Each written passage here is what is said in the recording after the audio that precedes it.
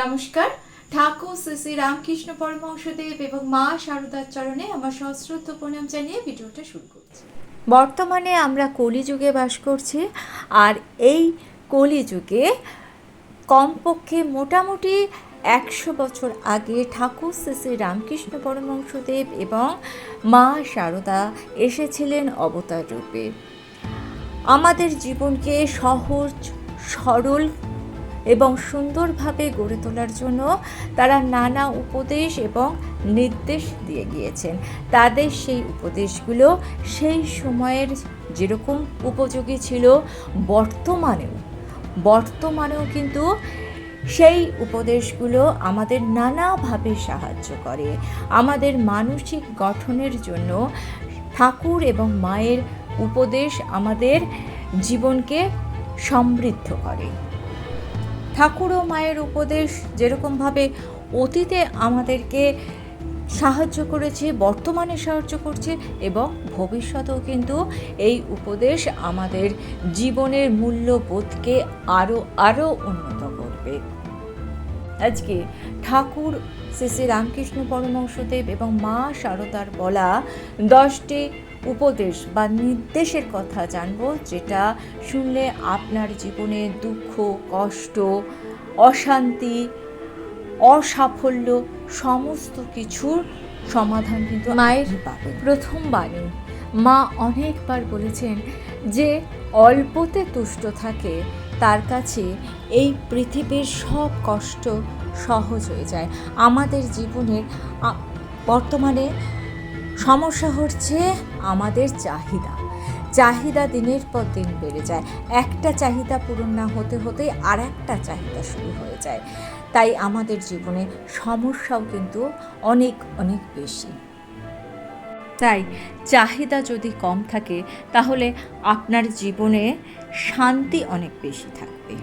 মায়ের দ্বিতীয় বাণী, মা বলছেন প্রত্যাশা ত্যাগ করতে হবে। প্রত্যাশা যত বেশি, মনে কিন্তু অশান্তিও তত বেশি। মানুষকে ভালোবাসুন, তার প্রতি কর্তব্য করুন, সে আপনার যত কাছের মানুষই হোক না কেন, মানুষ কিন্তু পাল্টায়। তাই আপনি আপনার কর্তব্যটুকু করবেন, কিন্তু কারুর কাছে কোনো প্রত্যাশা রাখবেন না।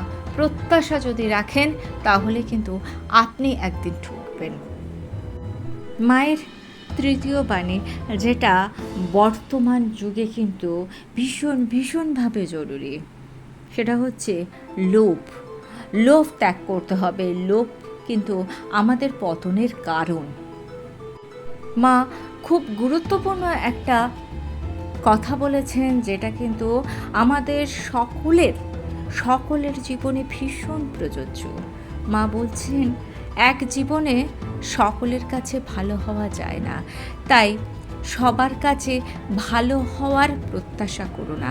কেউ যদি তোমাকে খারাপ বলে তাতে মনে দুঃখ পাওয়ার কিছু নেই। তুমি তোমার নিজের পথ অনুযায়ী চলবে, যে পথে অন্যায় নেই। তুমি যদি সৎ পথে চলো তাহলে সাফল্য তোমার জীবনে আসবেই। অর্থাৎ সবাইকে সুখী করার চেষ্টা না করাই ভালো। সবাইকে যদি আপনি খুশি করতে চান, সুখী করতে চান, তাহলে নিজে কোনোদিন সুখী হতে পারবেন না। মা বলছেন যে ঠাকুরের শরণাগত হয়, ব্রহ্ম সাপেও তার কিছু হয় না। তাই ঠাকুরের শরণাগত হও। মা বলছেন আমাদের কাজ করে যেতে হবে। কর্ম করতে করতেই কর্মের বন্ধন কেটে যায়, কিন্তু আমরা যদি কোনো কাজ না করে বসে থাকি, তাই মনের মধ্যে তখন নানান রকম দুশ্চিন্তা আসে, খারাপ ভাবনা আসে, কারণ মন কখনো ফাঁকা থাকে না। তাই কাজ সবসময় করতে হবে। অনেকে মনে করেন যে বয়স হয়ে গিয়েছে, এখন আর কোনো কাজ করার প্রয়োজন নেই, ছেলেমেয়েরা বড় হয়ে গিয়েছে, এখন কেন কাজ করব, এই ভাবনা থেকে বেরিয়ে আসতে হবে। মা কিন্তু নিজেও যখন অনেক বয়স হয়ে গিয়েছে তখন নিজের কাজ নিজেই করতেন। মায়ের অনেক সহযোগী ছিলেন, যারা মাকে একটু সাহায্য করলে তাদের মনে হতো তাদের জীবন ধন্য হয়ে যাবে, কিন্তু মা নিজের কাজ সবসময় নিজে করা পছন্দ করতেন।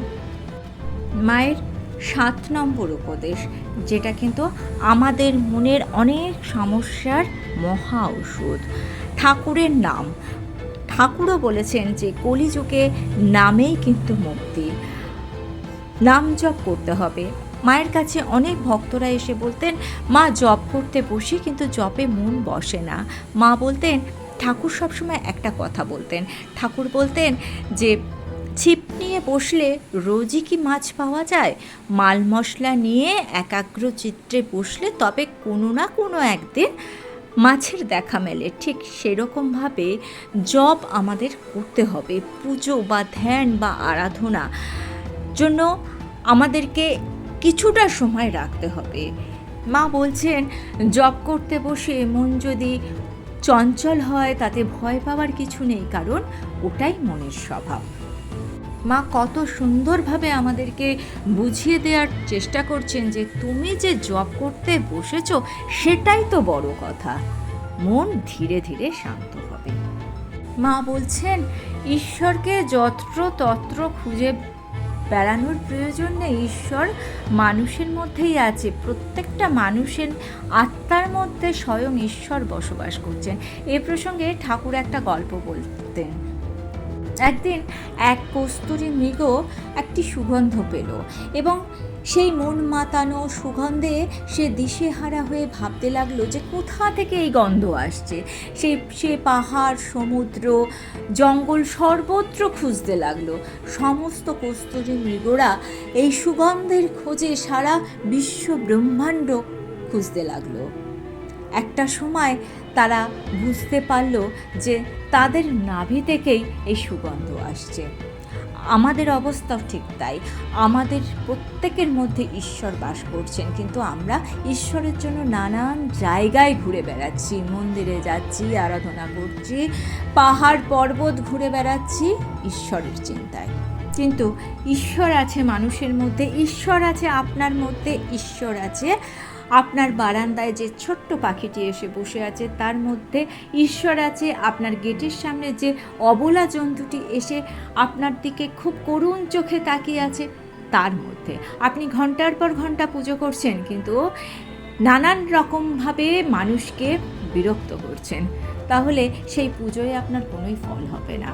তাই জীবের মধ্যেই ঈশ্বরকে খুঁজে পাওয়ার চেষ্টা করুন। দেখবেন আপনি মনে যেরকমভাবে শান্তি পাবেন, তেমনিভাবে আপনি যদি কোনো ভুল কাজ করে থাকেন, খারাপ কাজ করে থাকেন, আপনি কিন্তু সেই পাপ থেকেও মুক্তি পাবেন। মায়ের 9 নম্বর উপদেশ। মা বলছেন ভরসা রাখতে হবে, বিশ্বাস রাখতে হবে।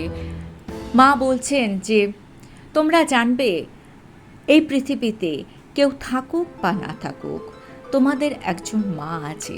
এ শুধু একটা কথা নয়, এই আশ্বাসই আমাদের জীবনকে ধন্য করে দেয়।